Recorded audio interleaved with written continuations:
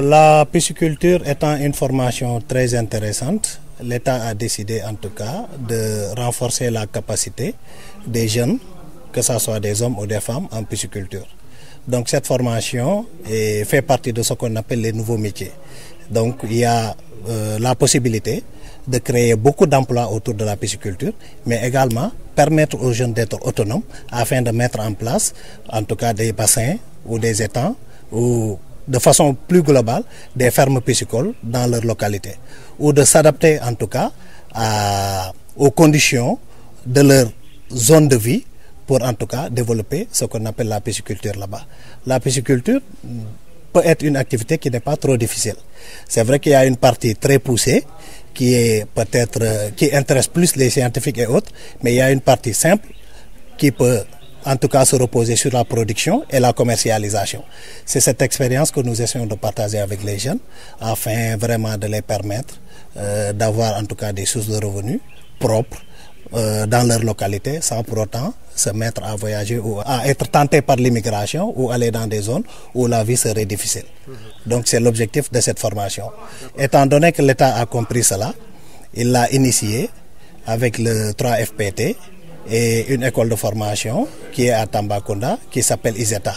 Et vraiment depuis plus d'un an, on est en train de faire le tour du Sénégal pour vraiment capaciter les gens en pisciculture, donner en tout cas les éléments de base, en tout cas permettant à ces gens-là de vraiment commencer à mettre en place quelque chose afin d'avoir des revenus conséquents. Durant cette formation, on a eu à aborder plusieurs modules.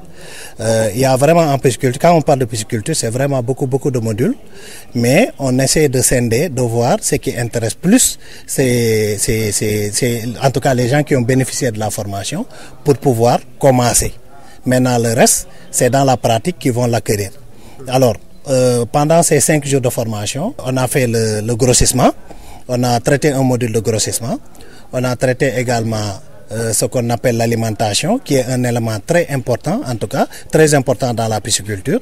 On ne peut pas, en tout cas, élever des poissons sans maîtriser l'alimentation.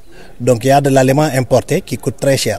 Donc, nous essayons, en tout cas, au maximum, de les former, d'expliquer que c'est possible pour certaines espèces de poissons de fabriquer de l'aliment à travers les produits locaux, les produits qu'on a ici. Vous voyez.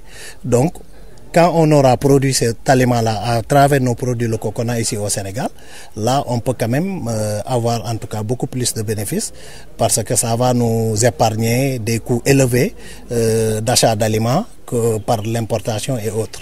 Donc, le deuxième module, c'est ça, c'est l'alimentation. Et le troisième module, on a beaucoup parlé des différentes infrastructures d'élevage de poissons, comme les étangs, les bassins, les cages, etc. Vous voyez.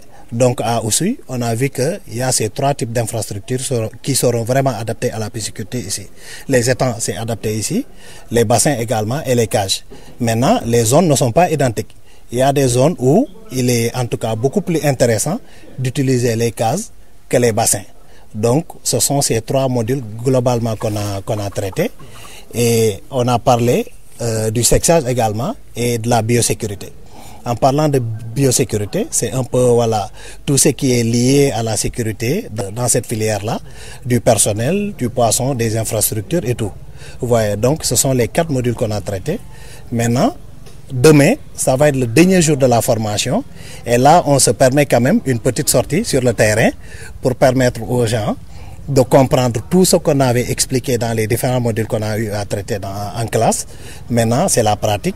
On va se profiter de cette pratique-là pour visiter des fermes ici à Oussouye et également faire la pêche expérimentale et faire également ce qu'on appelle le sexage.